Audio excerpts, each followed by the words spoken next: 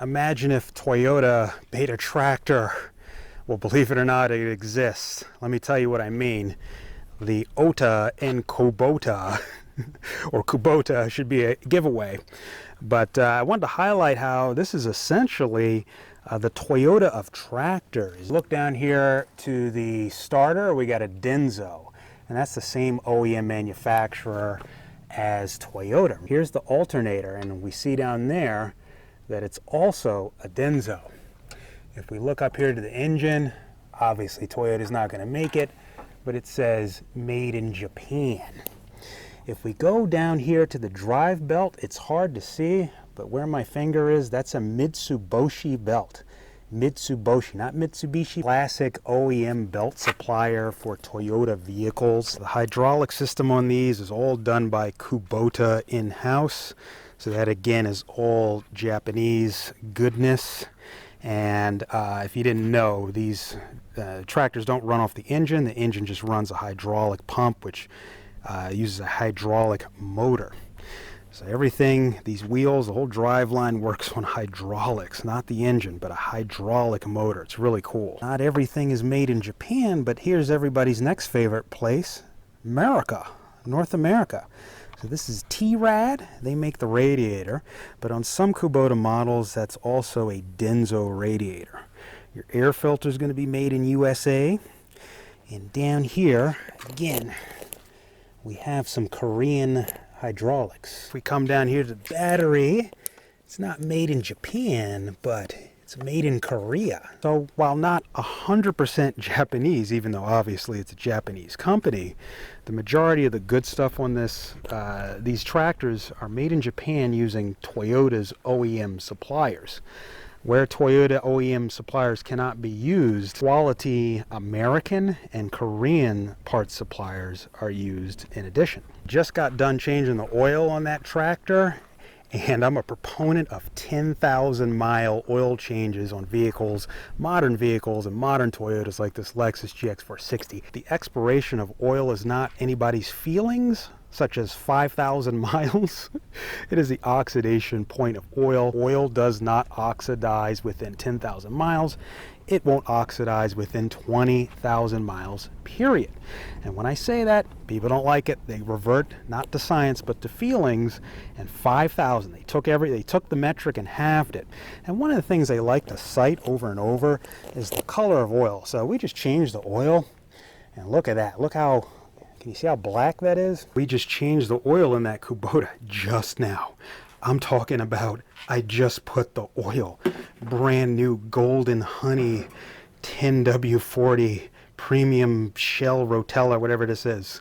Just put in the tractor. Guess what color it is? Well, let's check the dipstick and find out. Now, those of you who know diesel engines, you already know what I'm about to show you. But all those other change oil at 5,000 miles because the oil is going to be dirty, I'm just going to rub the dipstick on this piece of paper here. And if you can see here, the oil is already black. Instantly, the engine oil will turn black on a diesel engine. The point of that was to remind you that the color of the oil is not an indicator of if it's degraded or not, or it's old or not lubricating as much. It comes out of the ground black. And then brand new on any diesel, you put it in here, you start the engine, check the oil level, and it's already black. It instantly turns black.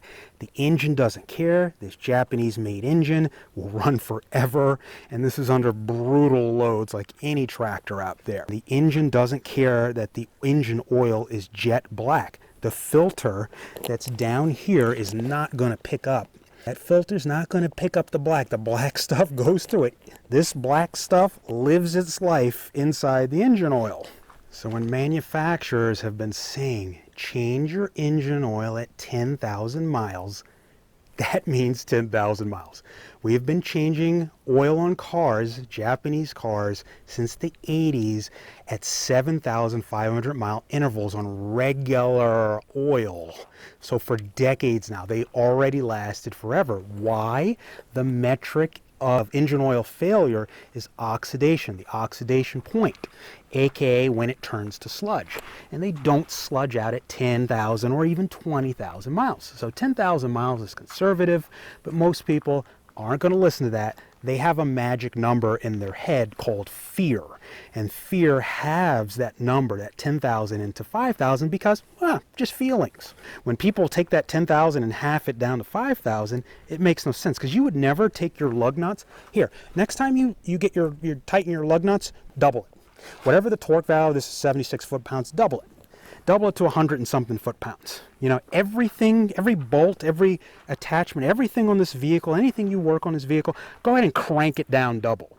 Or do the opposite, crank it down half as much. Okay, you trust every torque value, every spec, you certainly wouldn't double the amount of oil you put in your car to make it run better because oil is cheap insurance, blah, blah, blah, blah. Engines are expensive. Okay, well, double the amount of oil you put in. More oil must be better than not as much more oil. Just take every metric on this and either half it or double it like you do your... that's right, that doesn't make any sense.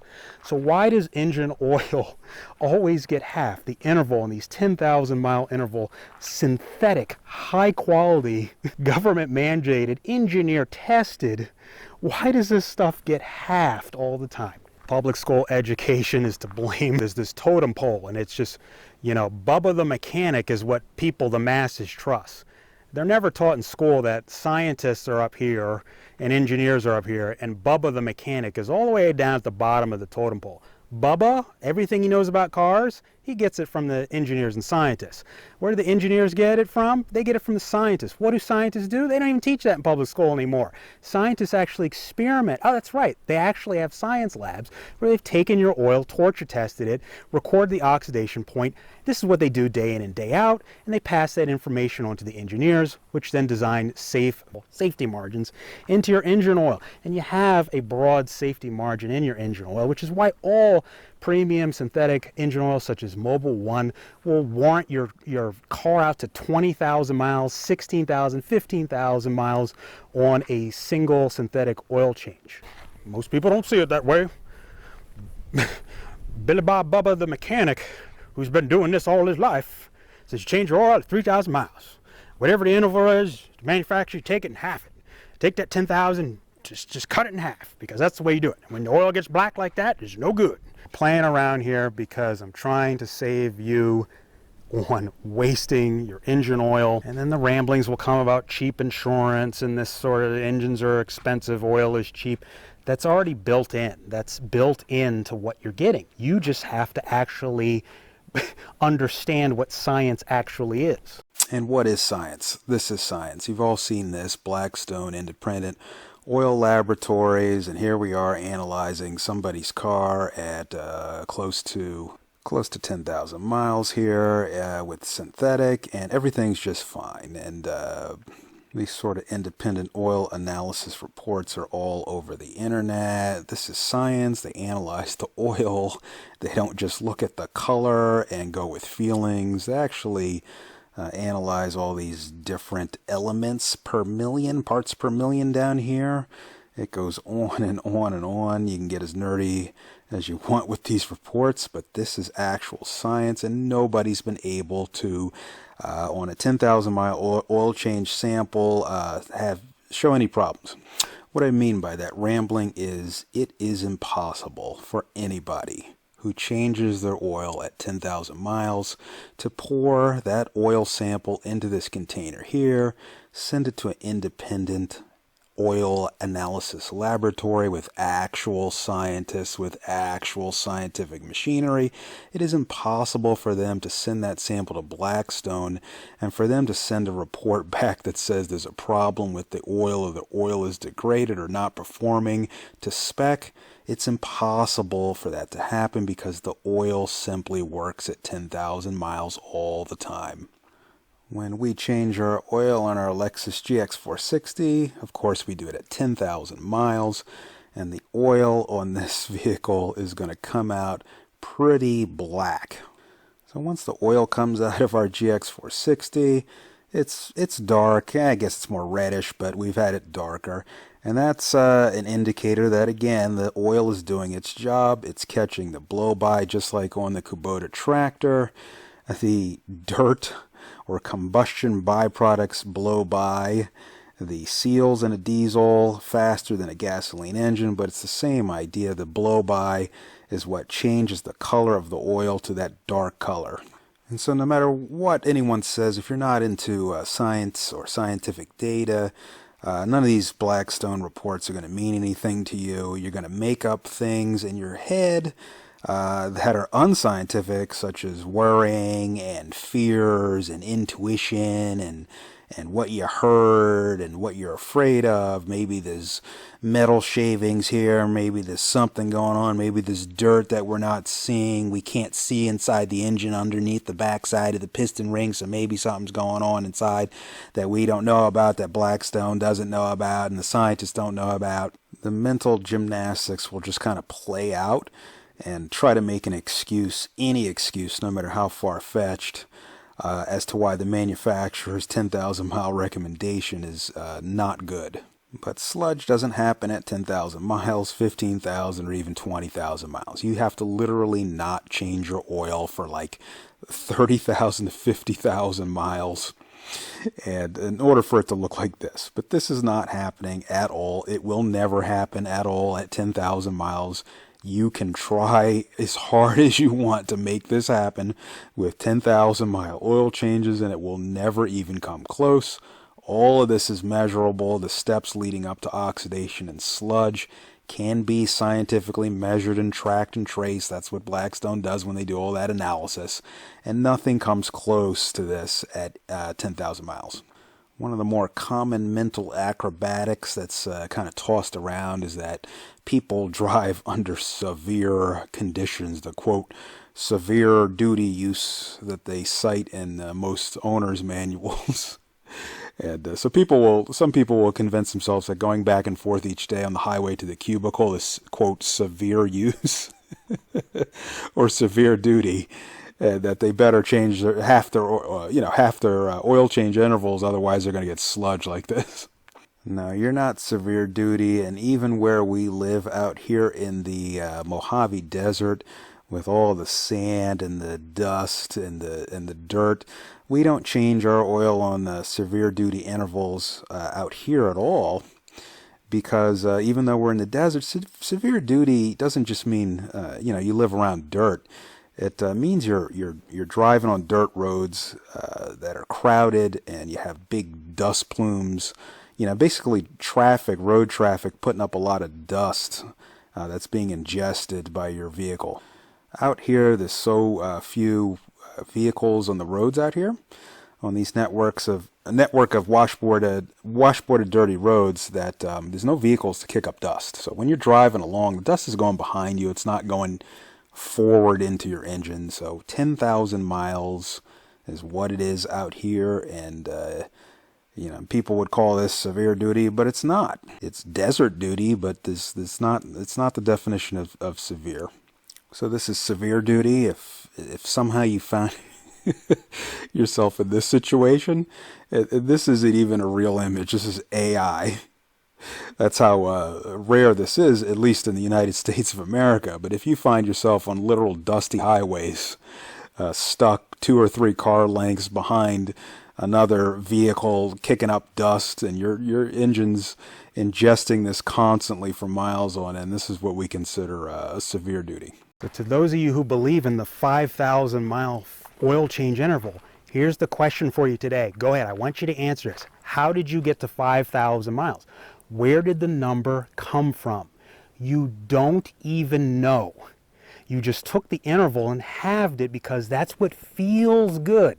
There's no scientific data to back up any such claims. It's just what humans do. Fear. They're afraid of every little thing.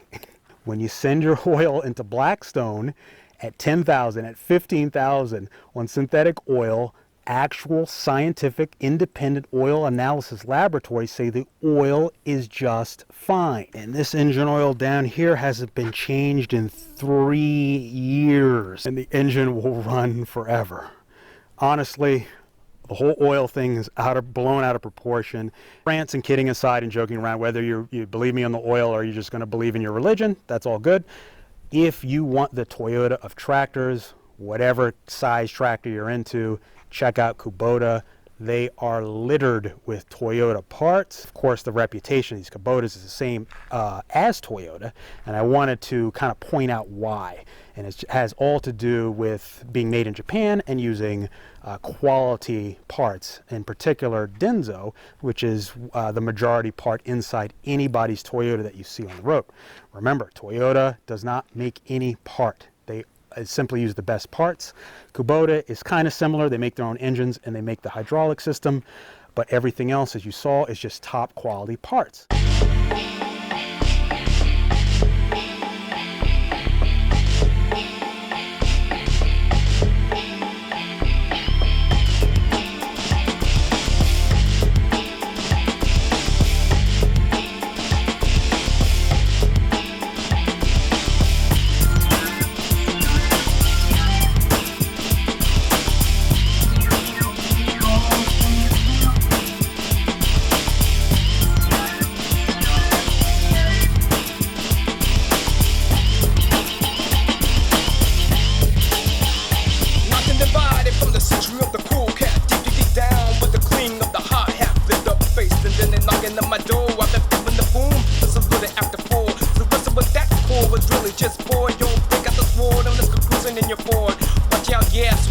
The deal, as she shouted, it's the funky lesson one to the grill. I should have known that something wasn't right in walking. The biggity boom was just ticking and clocking. A night boy in plaid is passed from his dad. Another straight in the fight man, but he wasn't from the right clan. To stop all the nonsense, defense is my defense. Oh yeah. I know the motor's daily tense. Time has passed on, but it's been a million days. We're still ninth and divided, running round in haze.